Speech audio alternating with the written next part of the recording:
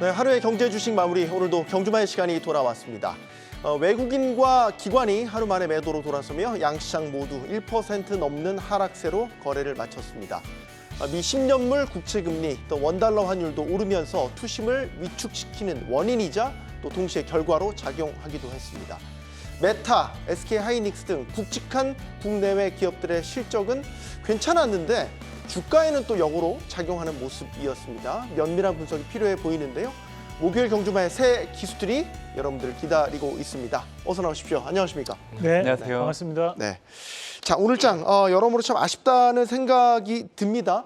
우리가 예상했던 숫자들이 나오긴 했는데 지수는 거기에 부합하지 못하는 흐름이었습니다. 어떻게 보셨습니까, 이사님? 일단 메타 같은 경우는 실적이 가이던스는 소폭 상회한 걸로 나왔는데 네. 이제 포워드 가이던스가 이제 기대치보다 못했고 거기에 더해 가지고 이제 그 투자에 대한 부분을 갖다 좀 크게 키웠다 해가지고 주가가 하락을 했는데 저는 사실 그것 때문에 주가가 그 시간 외로에서 10% 이상 빠지는 모습 보고 좀 의아해했거든요. 네. 이거는 이제 실적에 대한 부분보다는 시장이 아직 좀 불편한 상황이다. 그러니까 시장이 여전히 좀 그 AI 쪽에 있어가지고 포워드 가이던스가 좀 예상보다 못했다라는 것 자체만 가지고 일단 어느 정도 정점에 도달한 거 아니냐라는 우려감을 여전히 가지고 그쪽을 보고 있기 때문에 영향을 받은 거라고 볼 수 있는 것 같고 또 마이크로소프트 같은 경우는 아마 컨셉 미달했을 겁니다. 그리고 오늘 하이닉스 실적 발표 났는데 이게 이제 말들이 많은데 사실 그 2조 한 7천억, 8천억 정도면은 서프라이즈라고 얘기를 하는데 사실 여의도가에서는 많으면 3조까지도 기대를 했었거든요. 그러니까 예. 가이던스 정도 나왔다라고 보는데 마찬가지로 여전히 좀 시장은 그 AI에 대해서 이게 성장의 어떤 기울기가 좀 꺾인 거 아니냐를 좀 우려하고 있는 그런 부분들이 좀 전체적으로 좀 반영이 된 거 아닌가 싶습니다. 네. 수급 측면에서 봐도 외국인이 또 하루 만에 또 돌아섰습니다. 좀 아쉽다는 생각을 갖게 됩니다.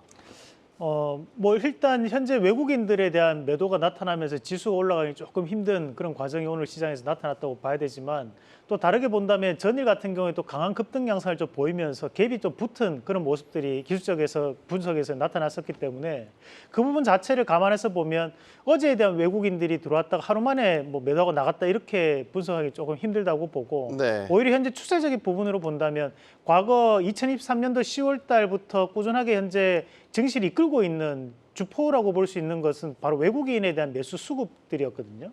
그리고 개인들에 대한 상당 매도세가 외국인들이 그 물량을 받아내는 모습들이 꾸준하게 나타났었다는 거죠. 그 부분 자체를 감안해서 보면 오늘에 대한 하락이 비단 뭐 추세적인 부분에 꺾이는 하락이라고 보기보다 일시적인 조정에 대한 구간이 아니었나라고 보는 입장이고요.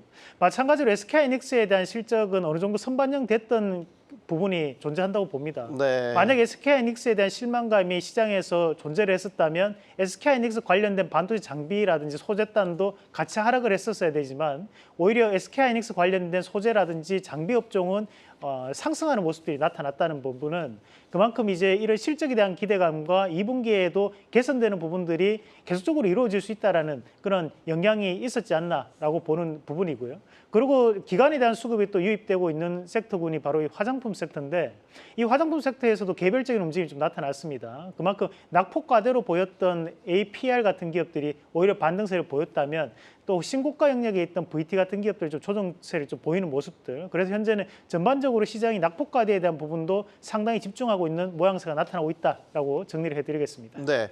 오늘장을 맞이하면서 사실 대외적인 어떤 투심을 결정지을 수 있는 환경은 그렇게 좋진 않았습니다. 오늘 문남중 위원께서 오랜만에 나와주셨는데 네. 오늘 환율도 사실 좀 올랐고요. 네. 뭐 10년물 국채금리도 밤새 미국에서도 크게 오르면서 투심에 있어서는 참 전반적으로 좋은 환경은 아니었다는 생각이 듭니다. 네, 아무래도 이제 간밤 미국 증시가 끝났었을 때 매크로 환경을 놓고 온다고 하면 사실 증시의 우호적인 환경은 아니었던 것 같아요. 달러 강세, 금리는 상승하고 결국 위험 선호 심리가 위축되는 환경을 마련했기 때문에 오늘도 원달러 환율이 약세 압력을 좀 받으면서 외국인들이 주식을 내다 던지는 그런 흐름들이 나타났다고 생각합니다. 일단 4월 하반을 전체적으로 놓고 온다고 하면 결국 물가, 미국 중앙은행 통화 정책을 두고 아직은 불안한 시선으로 금리 인하 시점 좀 늦춰질 수 있다는 그 여론들이 아직까지 존재하고 있는 상황이기 때문에 네. 이게 걷어지지 않는다고 하면 국내 증시의 불안 역시 계속 연동될 여지는 있다라고 생각을 하고 있기 때문에 저는 이번 주 다들 아시겠지만 3월 PCE 결과가 결국에는 불안을 좀 낮춰주는 시발점이 될 걸로 좀 보고 있기 때문에 좀 관심 있게 지켜볼 지표라고 생각하고 있습니다. 네, 뭐 PC 말씀 주셨으니까 PC가 시장의 기대치에 부합하게 나올까요? 2월 수치와 비교를 해서 말이죠. 아무래도 이제 3월 생산자 물가 지수가 예상치보다는 좀 하회하는 모습들이 나타났기 때문에 네. 그 이후로 3월 PC를 바라보는 그 전망치가 좀 하향 조정되고 있는 상황입니다. 그렇기 때문에 이제 3월 PC와 근원 PC 결과가 예상치에 좀 부합할 여지는 있다라는 게 지금 현재 여론으로 형성된 부분들이 있기 때문에 저 역시 좀 부합할 여지는 있다라고 생각을 하고 있고 그렇게 된다고 하면 사실 지금 시장이 생각하고 있는 연준의 금리 인하 첫 시점을 9월 달로 좀 보고 있는데 저는 이제 6월에서 7월 정도로 좀 확률값이 높아지는 데 영향을 줄 여지는 있다라고 봅니다. 그래서 저는 3월 PC 결과도 중요하다라고 보고 있지만 4월 말 5월 초에 열리는 이제 4, 5월 FMC 결과 역시 결국 연준이 올해 금리 인하를 단행하기 위해서는 가이던스를 던져줘야 되는데 저는 그 시발점이 이제 4, 5월 FMC가 될 걸로 좀 보고 있어요. 그래서 네.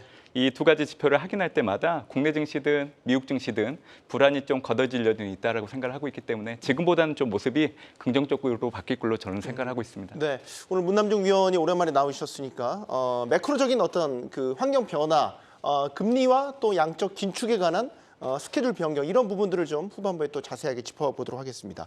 오늘 저희가 여러 주제들을 준비했는데 사실 좀 급하게 바꾼 면이 있어요. 왜냐?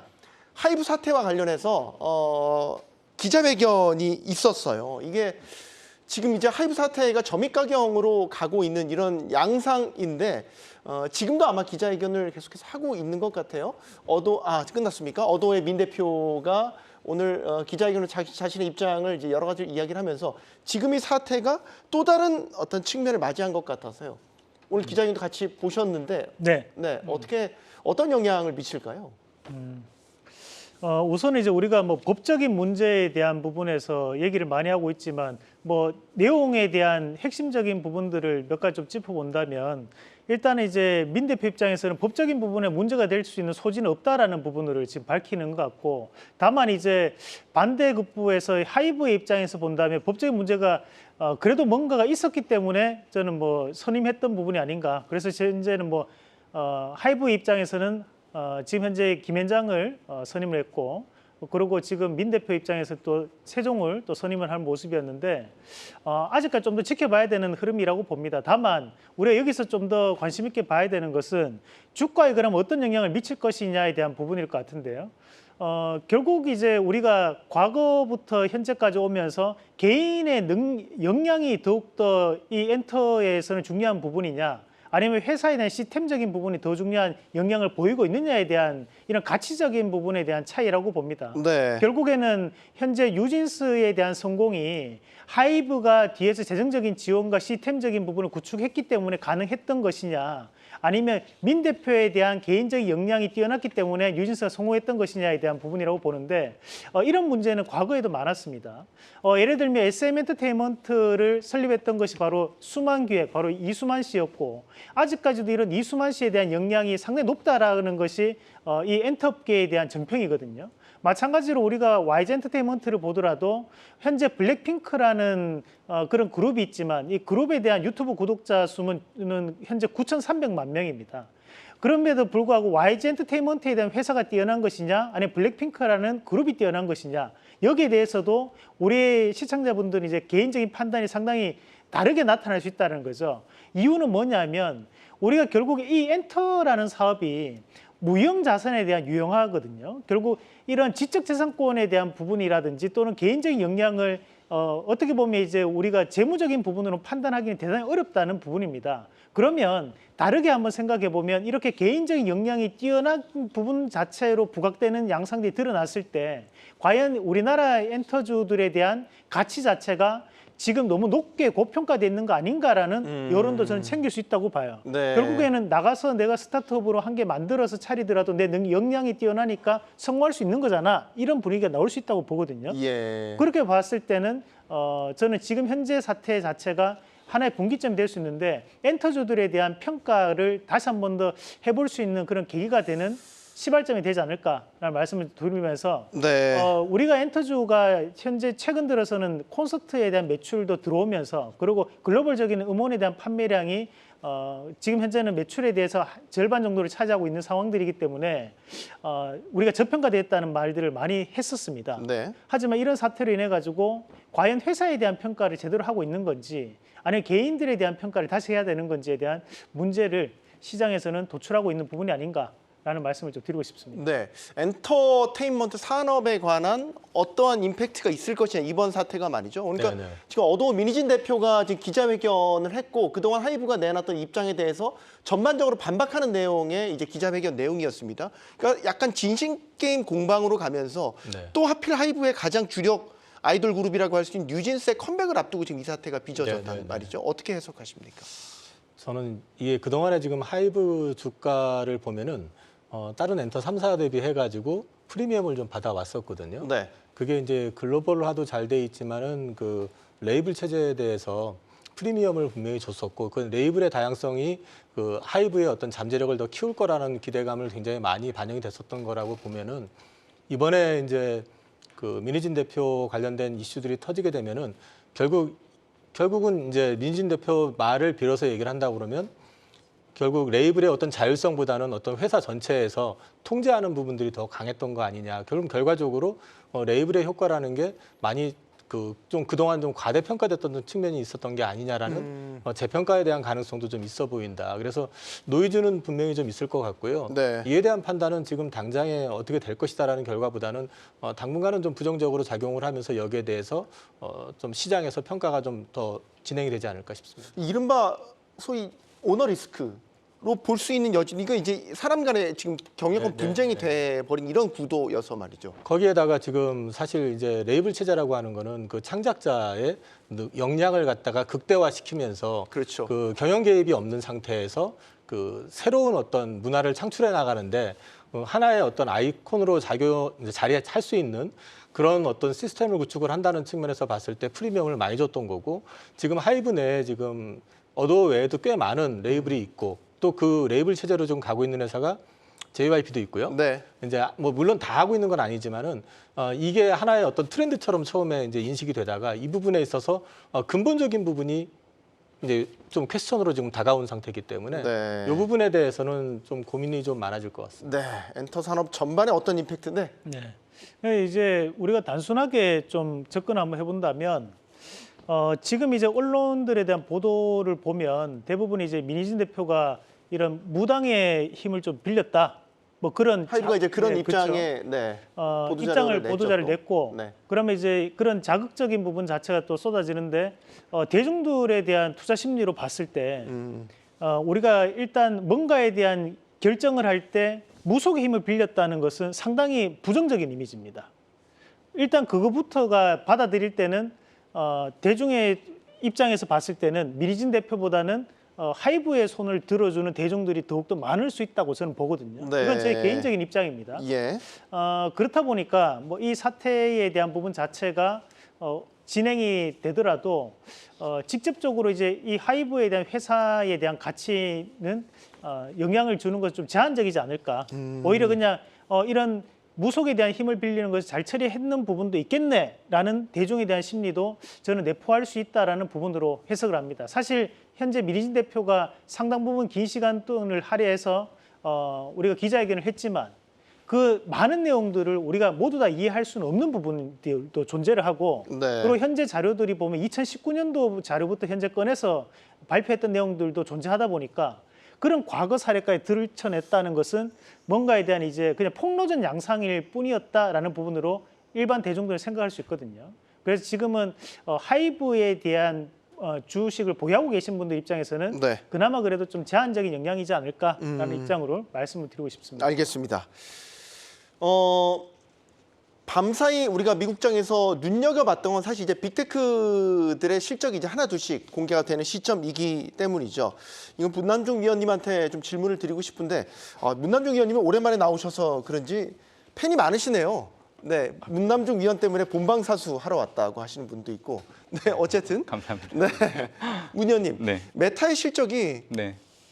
예상치보다 괜찮았는데 주가는 반대로 갔어요. 네. 이게 지금 빅테크 실적들이 이제 줄줄이 나올 예정이기 때문에 네. 이런 흐름으로 가면 생각한 것과 다르게 가고 있다라고 볼 수도 있거든요. 왜 이런 양상이 나타났죠? 그래서 지금 4월 하반을 빅테크 기업들의 주가 하락을 매수 기회로 삼는 게 저는 좋다라고 생각을 하고 있고요. 네. 지금 당장은 물가와 통화 정책에 관심이 쏟아져 있지만 이제 5월 들게 되면 기업 이익 부분에 시장의 관심이 옮겨갈 여지는 있다라고 생각합니다. 그런 차원에서 이제 메타를 좀 설명을 해드리려고 하는데요. 메타 올해 1분기 실적을 놓고 온다고 하면 상당히 나쁘지가 않습니다. 광고 노출도가 전년과 비교했을 때 20% 올랐고요. 단가는 6% 올랐기 때문에 지난 분기에 이어서 두 분기 연속 긍정적인 모습을 보여준 부분들이 있습니다. 근데 메타라는 주가가 최근에서 좋긴 하지만 팬데믹 이후에 주가 추이를 놓고 온다고 하면 네. 결국 비용이 증가하는 거에 대해서 투자자들이 그렇게 좋아하지 않는다는 겁니다. 결국 2분기 가이던스를 기대치에 미치지 못하게 제시했다는 것보다는 올해 투자하는 캐펙스, AI나 메타버스 산업 쪽의 투자 금액 자체를 늘렸기 때문에 과연 이런 투자 금액 자체가 해수로 연결될지에 대한 의구심들이 아마 주가 하락에 가장 큰 영향을 미쳤다고 생각을 해요. 하지만 메타의 12개월 선행 PER을 놓고 온다고 하면 지금 S&P 500 지수하고 동등하거든요. 그렇기 때문에 저는 지금 주가 하락을 좀 비중을 늘리는 기회로 삼으셨으면 좋겠다고 생각을 하고 있고요.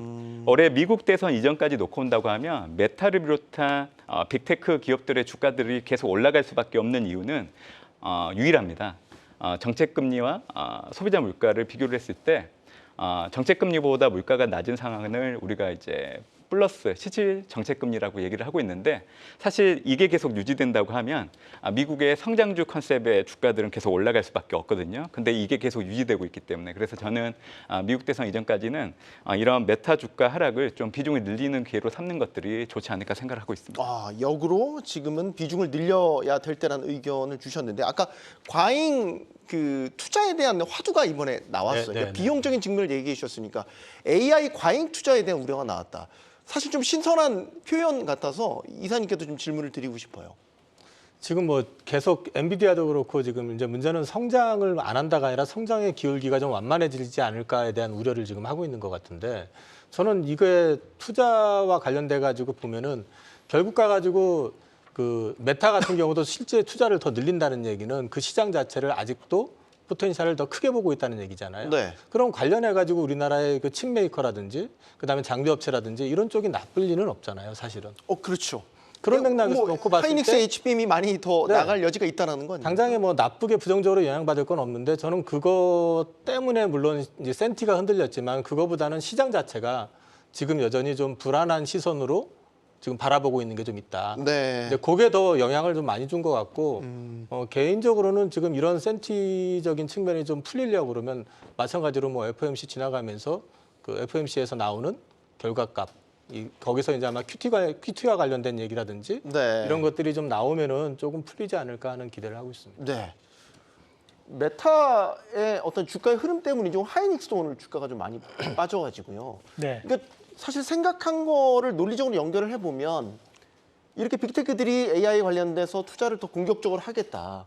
뭐 쉽게 말해서 엔비디아의 GPU 칩을 더 많이 쓰겠다라고 한다면 GPU에 들어가는 하이닉스 HBM은 더 많이 팔린다라는 논리로 귀결될 수 있는데 왜 이렇게 다르게 반응을 했지 주가는? 이런 의문이 들어서요. 우선은 저는 개인적으로는 메타의 하락과 그리고 SK하이닉스에 대한 하락을 직접적인 상관관계가 있다고 보기는 좀 어렵지 않나라는 따로 놓고 봐야 된다는 말씀이시죠? 우선 이제 우리가 과거에도 보면 SK하이닉스가 실적 발표를 하면서 주가에 대한 상승을 연결시켰던 적이 손에 꼽을 정도라고 저는 알고 있거든요. 네. 일단 기본적으로 SK하이닉스에 대한 실적은 그 과거에도 삼성전자가 잠정 실적을 발표하고 난 다음에 SK하이닉스가 실적 발표를 하게 됩니다. 그러면 우리가 삼성전자에 대한 실적을 보면서 반도체 부분에 대한 실적이 어느 정도 나타날지에 대한 부분을 이미 알고 있는 부분이고 그럼 그에 따른 부분 자체에서 SK하이닉스에 대한 실적에 대한 부분도 예상을 어느 정도는 할 수 있다라는 부분이죠. 근데 여기에서 우리가 좀 더 현재는 거품이 좀 더 들어갔던 것은 SK하이닉스 같은 경우 현재 엔비디아에 대한 부분 자체에서 HBM을 납품하고 있는 것이 확인되었었기 때문에 그 부분에 대한 시장은 좀 더 높은 전망치를 내놨던 거라고 저는 판단하거든요. 네. 하지만 이제 뭐 여의도 일가에서는 영업이익 3조를 예상했다는 것도 그런 HBM에 대한 기대감이 좀 더 끼어 있었다고 봅니다. 다만 이제 우리가 여기서 다시 한번 냉정하게 판단해 봐야 되는 것은 현재 메타 같은 경우에도 자체 칩에 대한 연구 개발 이슈가 있었고 마이크로소프트도 그에 따른 이슈가 있었습니다. 그리고 엔비디아도 마찬가지였죠. 그리고 최근에는 AMD에 대한 부분 자체에서 뭐 삼성에서 AMD에 대한 이 HBM에 대한 납품이 이루어질 것이라는 기사도 나오는 부분들이었는데 그런 것들을 종합해서 본다면 오늘 SK하이닉스에 대한 하락은 최근에 상승했던 부분에 대한 일부 차익 매물이라고 봐야 되는 거지 이게 추세적인 이탈에 대한 부분은 저는 아니라고 봅니다.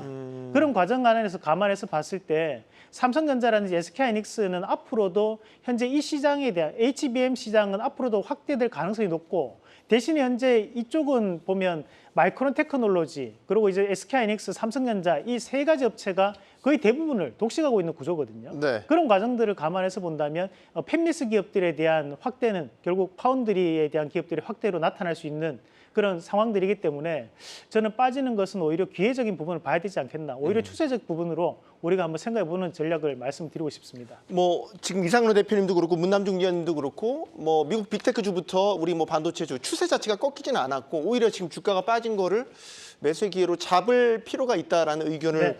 주셨는데 그 문 의원님께 추가 질문을 드리고 싶은 건 그러니까 AI 비용 문제가 나와서 하는데 AI로 인한 수익 모델에 대한 지금 의구심도 분명히 있잖아요.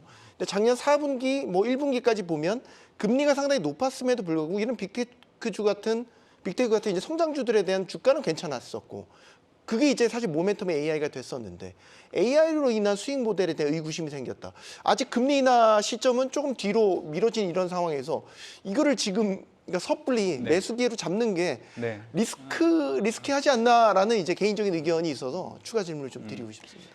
그래서 지금 현재 진행되고 있는 AI 붐을 그 닷컴 버블 시기랑 좀 비교를 해보면 여전히 우리가 왜 투자를 해야 될지에 대한 답이 나온다고 생각을 합니다. 그러니까 그때 당시 인터넷을 중심으로 붐이 불었을 때는 적자 기업들, 사업적인 연관도도 없었던 기업들에 대한 투자가 부분별로 이루어졌던 상황이었는데 그때 당시 나스닥 지수가 12개월 확정 PR로 놓고 온다고 하면 60배였고요. 네. 그 주도했던 기업들의 평균적인 PR은 200배였어요. 근데 지금 현재 나스닥 지수의 PR은 30배. 그리고 해당되는 기업들의 PR은 60배 정도 되거든요. 그러니까 PR이라는 수치를 놓고 온다고 하더라도 지금 주가가 많이 올라온 것처럼 보이지만 그렇게 오르진 않았다는 거예요. 실제적으로 나스닥 지수를 구성하고 있는 종목들을 보면 엔비디아가 올해 많이 오르긴 했죠. 뭐 최근에 주가는 떨어져서 60% 전후에서 수익률을 보이고 있지만 사실 일부 종목들을 제외하고 난다고 하면 기껏해야 나스닥 평균 수익률에서 그렇게 크게 오르지 않은 종목들이 많기 때문에 착시 효과가 지금 현재 AI 붐이 버블로 연결되지 않을까 하는 의구심으로 연결되지 않았나 생각을 합니다. 네. 이번에 오늘 하이닉스 이제 실적 발표가 됐지만 이제 30일 다음 주가 되겠죠. 이제 삼성전자 실적도 나오게 되고 최근에 삼성전자가 이제 V낸드에 대한 네. 그 신제품도 이제 공개를 했고 낸드 시장 특히 이제 또 D램 시장 같은 경우는 추론에 있어서 강점을 보였고 이런 부분들이 결국 하이닉스 삼성전자 2분기, 3분기 실적에 대한 기대감으로 반영될까? 여기에 대한 포인트를 어떻게 잡아야 된다고 보세요? 일단 우선 그 낸드하고 디램을 포함해가지고 이 레거시 제품들이 계속해서 판가가 올라가고 있습니다. 네. 그리고 지금 낸드 쪽 같은 경우는 이번에 삼성에서 감산을 좀 줄이기는 하지만 감산 기조를 갖다가 크게 바꾸지는 않을 것 같더라고요. 말하는 걸 봐서는. 그거는 가격 유지를 일단 목적으로 하고 있는 것 같고 그다음에 이제 디램의 기존 라인을 갖다가 지금 HBM 라인으로 전용하고 있는 빈도가 지금 높아졌고 어저께 지금 하이닉스에서 발표한 20조 투자 역시도 HBM 라인 쪽으로 일단 투자가 되는 것 같더라고요. 네. 근데 그 얘기는 결국 레거시 제품 쪽이 하반기로 가면 갈수록 물량의 쇼티지가 나올 가능성도 있다. 그래서 지금은 다들 HBM에 포커싱 해가지고 AI 쪽으로만 이제 얘기를 많이 하지만 네. 저는 개인적으로 하반기 가면 갈수록 레거시 제품을 통한 이익 정상화 이런 흐름이 더 강화될 가능성이 높다고 저는 보고 있거든요. 그래서 저는 삼성전자, 하이닉스 같은 경우는 상반기에는 AI에 대한 기대감, 특히 이제 삼성 같은 경우는 아직까지 엔비디아 향이 퀄 통과가 아직 안 나왔잖아요. 네. 근데 이런 부분에 대한 기대감, 이것도 곧 나올 가능성이 지금 높다고들 보고 있다고 보면은 거기에 덧붙여가지고 레거시 가격의 반등, 특히 낸드 같은 경우는 지금 2분기에도 한 15% 정도 가격 인상을 지금 진행을 하는 걸로 알고 있거든요. 네. 이런 것들이 맞물려가지고 실적 개선이 좀 빠르게 나올 수 있고 또 중요한 거는 지금 하이닉스나 그 마이크론 같은 경우도 지금 현재 투자 여력이 재무적으로 많지는 않습니다. 네. 이 얘기는 신규 캐파 증설을 디램이나 낸드 쪽으로 진행하기도 좀 어려울 것이다라는 걸 놓고 보면 AI에 궁극적으로 이제 확산을 놓고 얘기하면은 온 디바이스 AI로 이제 제품이 더 확산이 된다고 보면은 거기에서 결국 또 필요로 하는 거는 레거시 제품이거든요. 네. 그러면 이런 것들이 맞물려서 본다 그러면은 저는 메모리 쪽이 하반기로 가면 갈수록 더 좋아지는 그림 나올 것 같다. 그래서 저는 지금 현재 삼성전자 같은 경우는 특히 빠질 때마다 관심을 가지고 매수 비중을 좀 가져가서 보시는 것도 괜찮을 것 같다고 말씀드릴 수 있습니다. 네. 오늘 전반적인 반도체 섹터에 대한 그 뷰를 계속해서 전해 주시는 거는 매수기를 계속해서 지금은 빠질 때마다 포착을 하라는 공통적인 의견들이 지금 계속해서 나오고 있는데 그러면 반도체 섹터 자체를 좀 확대해 보면 지금 아까 말씀하셨던 디램이나 낸드, 레거시 반도체의 어떤 업황 반등에 맞물려서 반도체 섹터에서 주목해 볼 테마는 어떤 게 있겠습니까? 네. 제일 어려운 질문 같은데. 잘못 질문 드렸나요? 아닙니다. 죄송합니다. 결국 이제 우리가 이 반도체 업황에 대한 회복이 이루어질 것이라는 부분으로 먼저 기본 베이스로 해서 말씀을 먼저 드리도록 하겠습니다. 네. 일단 지금 현재 저는 글로벌 시장에서의 대한 주도 흐름 자체가 반도체에서 나타나고 있는 부분은 명백히 사실인 부분이고 그렇다 보니까 미국 증시에 대한 상승의 원동력도 결국 반도체였고 대만 증시라든지 일본 증시에 대한 상승도 반도체였다 봅니다. 그러면 현재 우리가 시장에 대한 수급만을 놓고 보더라도 외국인이 시장을 이끌고 있는 시장에서 외국인이 가장 집중하는 섹터도 결국 반도체거든요. 그러면 여기에서 우리가 이런 반도체 안에서에 대한 세부적인 부분을 들어가더라도 결국 외국인이 이끄는 시장이기 때문에 SK하이닉스나 삼성전자가 가장 탑픽이 될 수밖에 없는 구조라고 봐요. 다만 거기 안에서 우리가 좀 더 집중적으로 들어가서 본다면 최근 들어서 반도체 장비주들 같은 경우는 그에 따른 기대감에 의해서 상당 부분 주가적인 상승 분위기가 나타났고 네. 그 장비주 안에서도 수율을 개선할 수 있는 뭐 어닐링 장비라든지 또는 테스트 장비, 검수 장비 쪽에 대한 수급이 상당 부분 붙어서 발주에 대한 기대감만으로 주가에 대한 상승률이 대단히 높게 나타났습니다. 뭐 오늘 시장에서도 YC 같은 기업들이 또다시 한 번 더 신고가를 쓰는 모습도 그에 따른 일맥상통한다고 봐야 될 것 같은데 네. 다만 반도체 섹터 안에서 실적이 개선이 이루어졌을 때 함께 움직일 수 있는 섹터는 이제 반도체 소재 분야거든요. 그래서 결국 소재 분야 같은 경우는 여전히 바닥권역에 대한 움직임을 나타내는 기업들이 많기 때문에 저는 소재 섹터 단에 대한 부분도 다시 한 번 더 좀 봐야 되는 시장이 아닌가라는 말씀을 좀 드리고 싶습니다. 네. 이상훈 대표님 갑자기 당황하셔가지고 저도 당황했어요. 결론은 반도체 소재였습니다. 네. 자, 오늘 시장에서 화두가 됐던 게 섹터적인 부분도 있지만 우리 지수에 어떻게 보면 수급에 결정적인 영향을 미칠 수 있는 공매도 또 금투세와 관련된 이슈도 사실 불거졌습니다. 특히 이 공매도 많은 분들 우리 특히 개인 투자자들은 관심이 있으실 것 같은데 공매제도 전산 시스템의 초안이 공개됐어요. NSDS. 네, NSDS 입에 아직은 잘 붙지는 않습니다. 이게 어떤 개념인 건가요? 이게 저도 이제 읽어봤는데요. 네. 이게 뭐 네이키드 숏 셀링 디텍 시스템.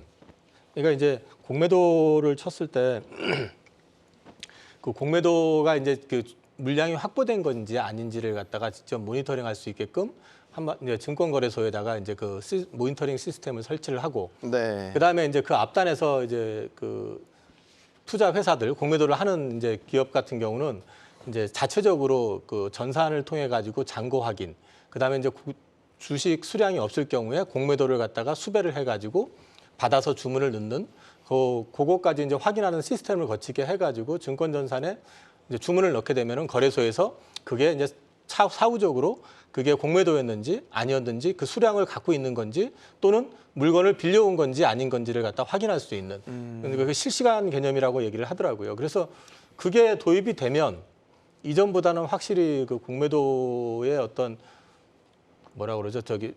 그 시도 횟수라든지 이런 것들은 많이 줄 수가 있지만 저는 네. 이거보다 더 중요한 게 있다고 생각을 하거든요. 어떤 겁니까? 더 중요한 건 처벌입니다.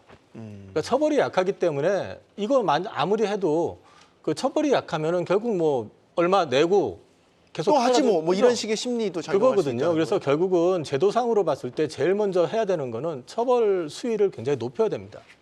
예를 들어서 뭐 공매도를 갖다가 100을 했다 그러면은 공매도 처벌 수위를 갖다 벌과금을 매길 때 거기에서 일부를 매기는 게 아니라 몇 배수를 매긴다든지 이렇게 징벌적. 그렇죠. 네. 징벌적으로 해가지고 못하게 하면 자연스럽게 안 하게 되거든요. 이거는요.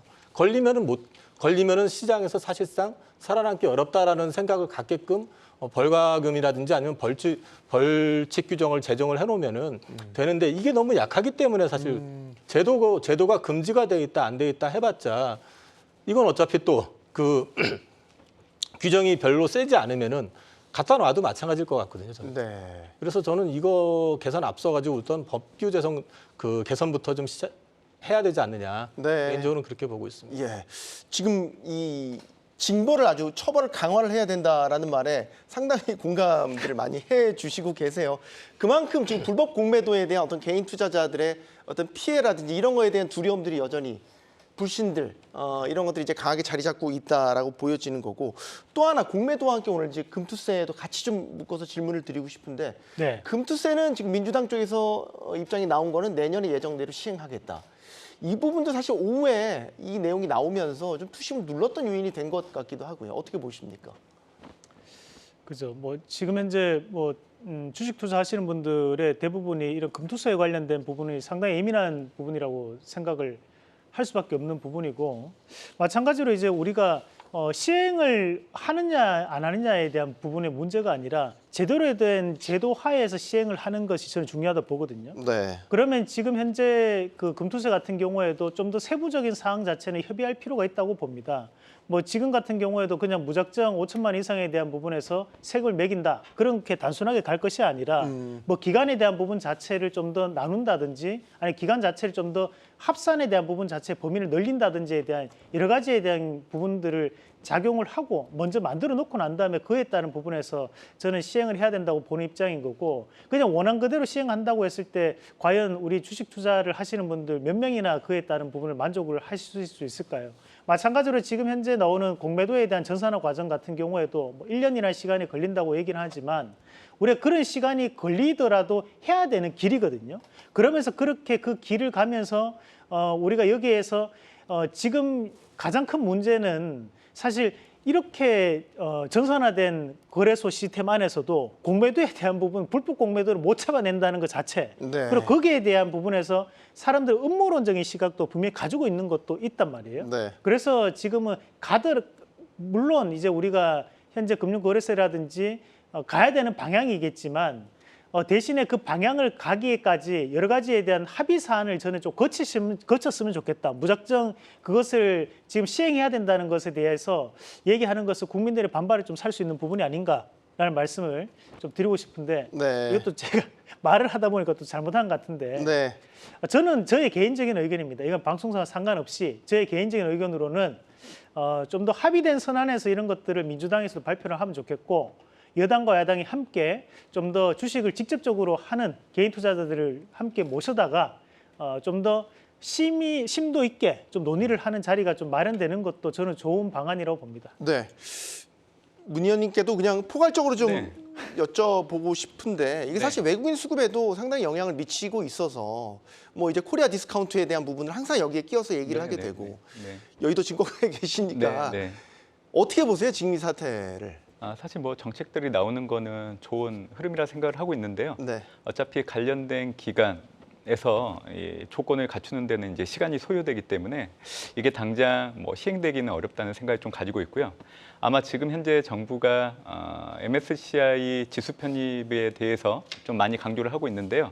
아무래도 이제 공매도 제기를 해야 내년도 이 6월달에 워치 리스트 안에 이제 네. 들어가기 때문에 이제 그걸 감안한다고 하면 올해는 아니더라도 내년 정도 되면 이제 그 공매도 재개 시점이 좀 결정되는 시점이 되지 않을까 생각을 하고 있습니다. 네. 그러니까 이게 재개 시점에 대한 것도 지금 시스템이 완벽히 구비되고 난 다음에 이제 대책이 마련되고 나서 그다음에 재개하겠다라고 윤석열 대통령이 얘기를 했잖아요. 그리고 오늘 시스템에 대한 초안이 나왔고. 근데 지금 아직 심리를 보면 재개된다는 것 자체에 대한 두려움도 여전히 많이 있으신 것 같아요. 그러니까 방지책에 대한 아직 뭐 정확한 검증, 신뢰나 이런 것들이 담보되지 않는다라고 보시는 거죠. 그러니까 공매도 자체가 문제는 아니라고 저는 생각하거든요. 불법 공매도가 문제인 거지. 공매도 자체는 문제가 아닙니다. 사실은 주식이 과도하게 이제 쏠려가지고 급등을 이상 급등을 한다든지 이런 것들을 일정 부분 제어해 줄 수 있는 역할도 분명히 있어요. 근데 문제는 그걸 정상적으로 가지고 있는 차입을 한 그 주식을 가지고 파는 게 아니라 자기들이 임의적으로 팔아놓고 나서 그거를 나중에 되갚는 식의 이제 불법 공매도를 쳐버리게 되면 그건 사실 그 제도의 허점을 이용을 하는 거잖아요. 네. 그러면 이게 전산화돼 있지 않고 이런 시스템이 갖춰지지 않은 상태에서 갑자기 재개를 한다고 하면은 이전 금지했던 공매도를 한시적으로 이제 금지시켰던 그 목적 자체가 뭐냐가 되는 거죠, 다시. 그러니까 저는 앞서도 말씀을 드렸지만은 공매도를 재개를 하더라도 제1의 조건은 일단 처벌 규정을 굉장히 강화시켜야 된다. 네. 이게 가장 최우선이라고 저는 생각을 하고 있고요. 그래서 이제 만약에 처벌의 대상이 됐을 경우, 그러니까 불법 공매도를 지르게 되면은 그걸로 인해 가지고 다시는 이 업계에서 자리하기 쉽지 않을 거다라는 정도로의 어떤 그 처벌이 좀 강행이 좀 돼줘야지만이 그런 부분들에 대해서 먼저 제어가 될 수 있다는 게 우선인 것 같고, 네. 그 다음에 지금까지 아무것도 바뀐 게 없는 상태에서 불시에 다시 이걸 푼다는 것도 그러면 그동안에 했던 그 한시적인 금지라고 하는 정책 자체가 그럼 무엇 때문에 금지를 했었느냐에 대한 퀘스천이 나오는 거잖아요, 결과적으로. 그래서 이제 이런 부분들까지 감안해서 본다고 그러면은 기왕에 금지시켜가지고 유지가 되온 거라고 그러면 시간이 걸리더라도 제도를 좀 구비시켜 놓고 네, 네. 진행하는 게 맞지 않겠나 싶습니다. 네. 자, 이렇게 국내 공매도 또 금투세와 관련된 이슈가 뜨겁습니다. 이런 가운데 자, 미국으로 눈을 좀 다시 돌려보게 된다면 역시 금리, 그다음에 달러에 대한 유동성 이런 것들이 지금 어느덧 이제 5월 장세를 앞두고 있는 가운데 다시 한번 또 지금 불거질 그런 상황에 놓여 있습니다. 뭐 세린 메이 저희가 많이 얘기들 하지만 여전히 공포심이 꺼질 만할 때쯤 되면 다시 또 살아나고 지금 계속 이런 게 반복이 되고 있어서 투자자들 되게 피곤해 하시는 것 같아요. 요즘 흐름을 보면 말이죠. 네, 제가 뭐 미국 증시를 예로 들어서 말씀드리면 올해 들어서 워낙 가파르게 올라갔던 증시였기 때문에 저는 어떻게 보면 4월 하반을 감속이라고 표현을 하고 있는데 결국에는 규정 속도로 나아가기 위한 건전한 조정이었다고 생각을 합니다. 그렇기 때문에 올해 미국 대선 이전까지는 미국 증시 주도로 위험자산 가격들은 계속 올라갈 여지는 있다라고 생각을 하고 있고요.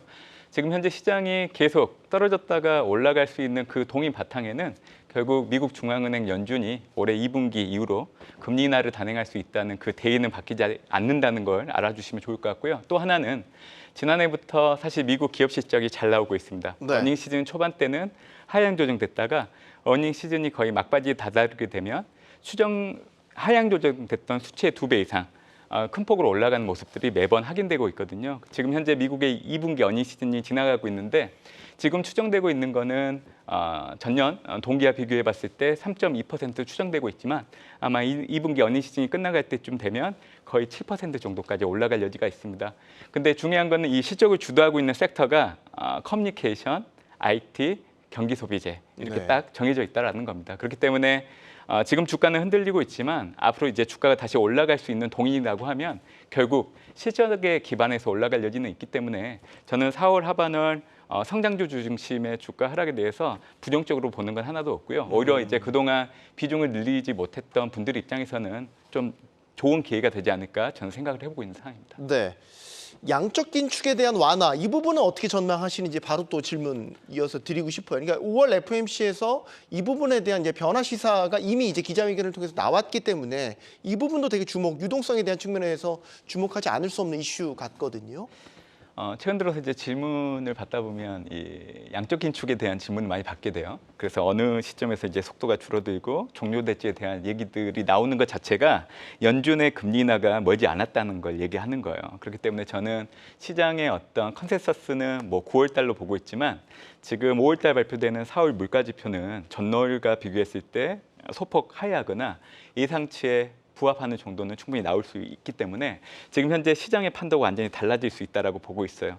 그런 차원에서 사실 3월 FMC 회의록을 보면 지금 앵커님이 얘기해 주신 것처럼 연준 위원들의 대다수가 이제 양적 기축의 속도를 줄여나가는 거에서 동조를 하고 있기 때문에 아마 5월 FMC, 늦어져도 6월 FMC 정도 된다고 하면 이제 양적 긴축에 대한 속도가 줄어들 수 있는 부분들이 해자되거나 공식적으로 발표될 여지는 있다라고 생각합니다. 근데 6월 달에 금리 인하를 하게 된다고 하면 저는 이제 5월 FMC가 어떻게 보면 양적 기축 속도 조절과 관련된 부분들을 좀 언급해 주는 공식적인 자리가 되지 않을까라고 보고 있는데요.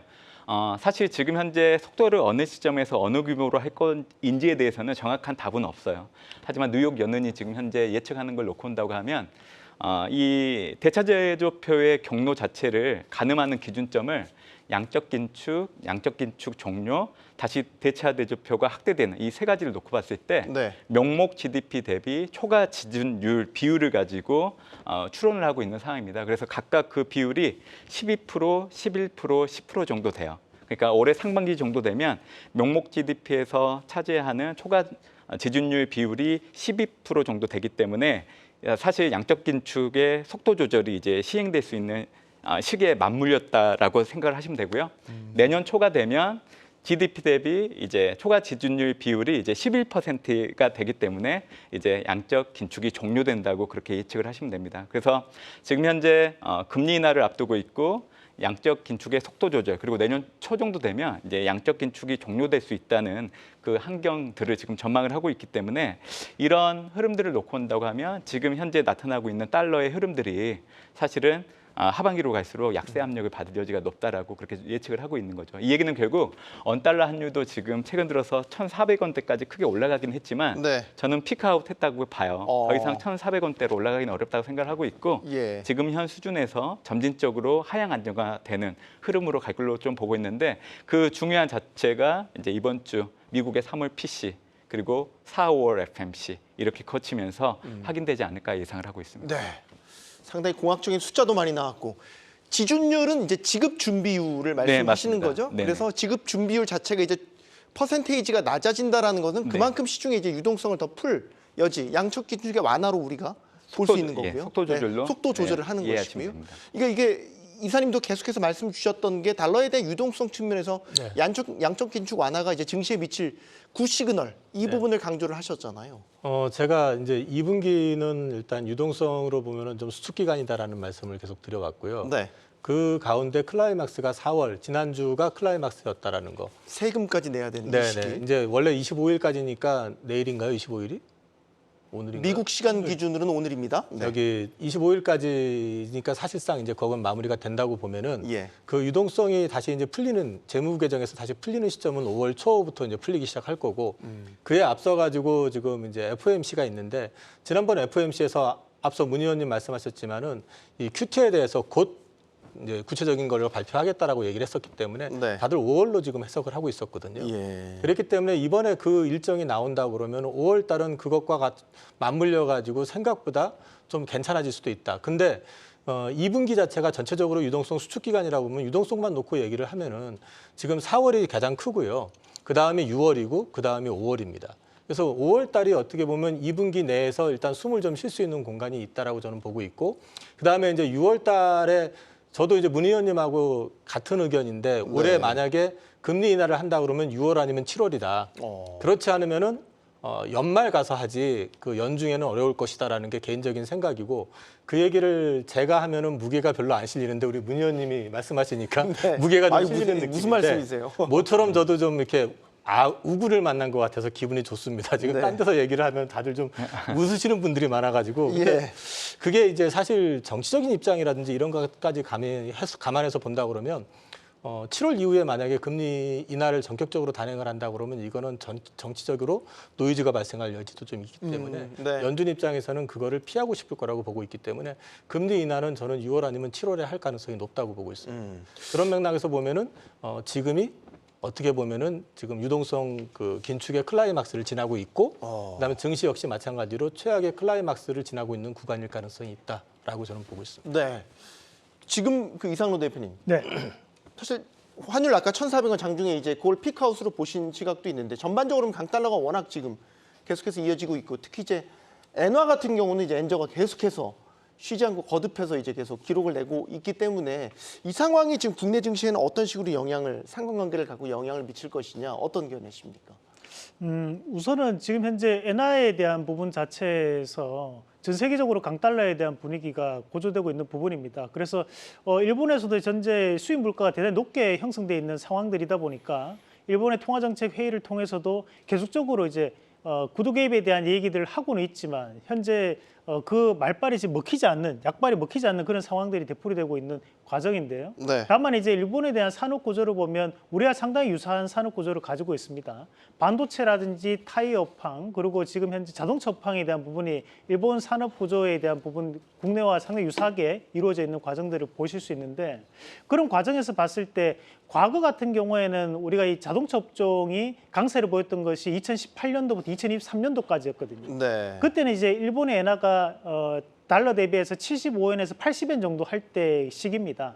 그러면 상대적으로 우리 원화는 상당한 약세 기조를 보였었기 때문에 우리가 그런 경쟁력선 안에서는 오히려 현대차나 기아차에 대한 점유율이 높게 나타나면서 상당히 자동차주들이 강세를 보였던 이력이 있습니다.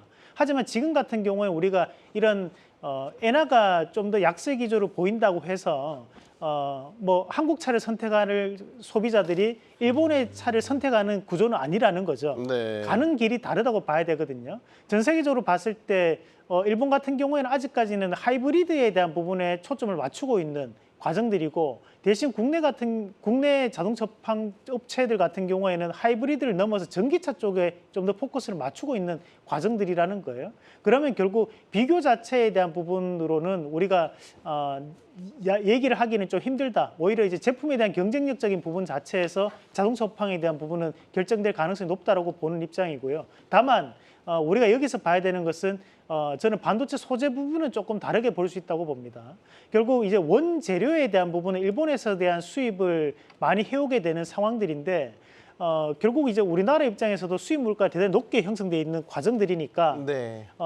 반도체 업황은 생각보다는 영업이익률이 조금 더 낮게 나타날 수 있는 시점이 오지 않을까라는 부분으로 해석을 합니다. 네.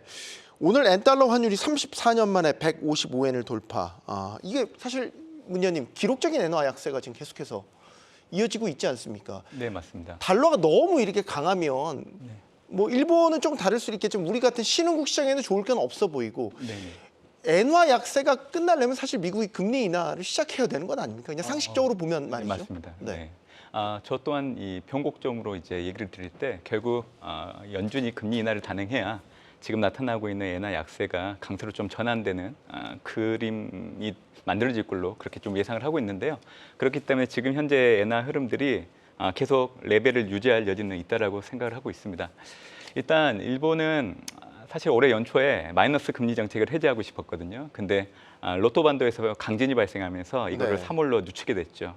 그리고 미국 같은 경우에도 원래는 시장에서 6월달 금리 인하를 생각하고 있었지만 지금 4월달 발표되는 3월 물가 지표가 예상치를 높게 나오면서 이 금리 인하 시점이 전반적으로 후퇴되다 보니까 미국, 일본 간의 금리 차가 지금 현재 달러 강세, 엔화 약세 구도로 굳어지는 데 가장 큰 영향력을 주고 있는 상황입니다. 그렇기 때문에 결국 미국 중앙은행 연준이 금리 인하를 단행하게 되면 지금의 가팔랐던 엔화 약세가 반대로 가파르게 엔화 강세로 갈 수 있는 시점이라고 생각을 하고 있기 때문에 그거를 좀 변곡점으로 보시면 될 것 같고요. 분명히 일본 중앙은행 BOJ는 지금 임금과 물가 간 선순환 구조가 만들어졌다고 확신을 하고 있는 상황이고요. 최근 물가 평가를 놓고 본다고 하면 서비스 물가 가격은 계속 올라가면서 일본은행이 목표치로 하고 있는 물가 목표치에 도달할 여지가 상당히 커졌다고 인식을 하고 있기 때문에 이제 하반기 때 이제 금리 인상을 추가적으로 단행할 여지는 있다라고 생각을 하고 있습니다. 그런데 일본은행이 금리 인상을 한다고 하더라도 미국 중앙은행이 금리 중단을 계속 고수한다고 하면 엔화에는 그렇게 크게 영향을 주지는 않을 걸로 생각을 하고 있습니다. 네. 이게 마이너스 금리를 끝냈고 네. 그다음에 수익률 고어 YCC도 완화를 시키면서 사실 이제 엔화 강세에 베팅하셨던 투자자들도 네네. 상당히 많이 네네. 있잖아요. 네. 근데 그 이후로 어떻게 보면 무슨 짝이라도 한 듯이 엔화 약세가 계속 이어졌단 말이죠. 네네. 근데 그런 분들한테는 지금 시점이 되게 중요한 판단을 다시 한번 내려야 될 시점인 것 같아요. 포트폴리오상 말이죠. 네, 저는 연준의 금리 인하 시점이 멀지 않았다고 생각을 하고 있고요. 연준의 금리 인하 단행을 하기 위해서는 조건이 필요한데 아무래도 이제 가장 중요한 게 고용 지표입니다. 근데 3월 비농업 부분 고용자 수를 놓고 온다고 하면 30만 3천 명이에요. 근데 사실 이게 과거에 연준이 첫 금리 인하를 단행하기 전까지 흐름을 놓고 본다고 하면 10만 명 초반까지 떨어졌어야 되는데 그거를 비교를 해보면 연준이 금리 인하를 못할 여지에 놓여 있는 건 맞아요. 하지만 팬데믹 이후에 경제 이론을 해석하는 방법이 좀 달라졌다는 걸 투자자분들께 얘기를 해드리고 싶어요. 그래서 네. 비농업 부분 고용자 수가 인플레이션 영향 없이 연준이 금리 인하를 단행하기 위한 레벨이 과거에는 6만 명에서 13만 명이었다고 하면 예. 이제는 이 숫자가 16만 명에서 23만 명까지 올라왔습니다. 그러니까 연준 입장에서는 경제가 지금처럼 견고하지만 이를 허용하면서 금리 인하를 할 수 있는 잣대 조건이 달라졌다는 거죠. 그렇기 때문에 저는 빠르면 6월달, 늦어져도 7월달 금리 인하를 단행할 수 있다라고 그렇게 설명을 드리는 논거로서 얘기를 드리고 있는 상황입니다. 그런데 이사님, 연준 위원들은 왜 그렇게 3월부터 왜 이렇게 매파적인 발언들을 계속해서 쏟아내고, 사실 파월 얘기는 별로 하고 싶지 않습니다. 워낙 왔다 갔다 해가지고. 연준 의원들 말 바꾸는 거 저도 하루 이틀 본 거 아니기 때문에 그거 크게 의미를 두고 저도 보고 있지는 않거든요. 그러니까 개인적으로는 뭐 그럼에도 불구하고 지금 문 의원님 만나 뵙기 전까지는 제가 그 얘기를 하면은 주변에서 아직까지 정신 못 차렸다는 얘기를 꽤 많이 들었었는데 네. 저는 금리 인하에 대한 기대감 이런 거 여전히 있고, 연준의 스탠스가 물가에만 있는 게 아니에요. 포커싱이 돼 있는 게 지금 현재 경기를 유지하고 싶은 마음이 있거든요. 그 얘기를 사실 파월도 입을 통해서 얘기를 했었고 옐런 역시 마찬가지고, 그 현재 경기 수준을 유지하면서 물가를 잡고 싶은 마음이 두 가지 마음이 다 있거든요. 네. 근데 지금 현재 기준금리 하에서라면은 언제든지 금리 인하하는 것 자체는 이론적으로는 문제될 게 없다라는 거거든요. 예, 그래서 저는 여전히 금리 인하 가능성이 여전히 있다고 보고 있고, 연준 위원들 말하는 거는 그때 다르기 때문에 지금 상황에서 거기에 너무 뭐 비중을 실어가지고 고민하는 것보다는 오히려 이제 다가올 FOMC에서 어떤 얘기가 나오는지 지켜볼 필요가 있을 것 같습니다. 네, 이상은 대표님. 네. 마지막으로 한 말씀만 드리면 예. 쉽게 그냥 저는 시청자들한테 한번 말씀을 드리고 싶은 것이, 예전에 보면 이제 빅숏이라는 영화가 있었습니다. 네. 그 영화에 보면 우리가 마지막에 이제 여론에서도 그렇고 언론에 대한 보도는 모두 다 뭐 강세를 얘기하지만 결국에는 투자자들은 거기서 뛰어난 투자자들은 약세를 얘기하죠. 하지만 마지막 지쳐 나갈 때쯤 다시 한 번 더 언론은 뒤집히면서 약세 기조가 들어가면서 대박이 터집니다. 그죠? 지금 엔화도 저는 마찬가지에 대한 상황들이 나타날 수 있다고 보거든요. 마찬가지 금리도 마찬가지에 대한 상황이 나타날 수 있다고 봅니다. 여러 가지에 대한 노이즈들이 지금 현재 상당히 많이 끼어 있는 상황들입니다. 그러면서 우리 개인 투자자들이 현혹하는 뉴스들도 대단히 많은 상황들입니다. 하지만 이런 과정들을 이겨내야지만, 이런 과정들이 생각보다 길어지겠지만 그래도 결국 시장은 예상했던 방향대로 갈 수밖에 없다는 부분을 우리 시청자분들이 좀 더 알아주시면 어떨까라는 말씀을 좀 드리고 싶습니다. 네. 현혹되면 안 된다. 네. 이게 요즘 변동성 장세임을 실감하는 요즘입니다. 어제, 오늘 다르고요. 오전, 오후 또 다르고요. 그러니까 반대 방향으로 움직일 때가 참 많죠. 자, 이것 때문에 우리의 투심이 흔들리기도 하고, 흔들리는 우리의 투심이 또 새로운 변동성을 만들기도 하고요. 자, 그래서 투자의 원칙과 기준이 더욱 절실할 때가 아닌가 싶습니다. 아까 우리 이상로 대표님, 네, 현혹되지 말자. 경주마의 원칙과 기준도 흔들리지 않겠습니다. 경주마였습니다. 고맙습니다.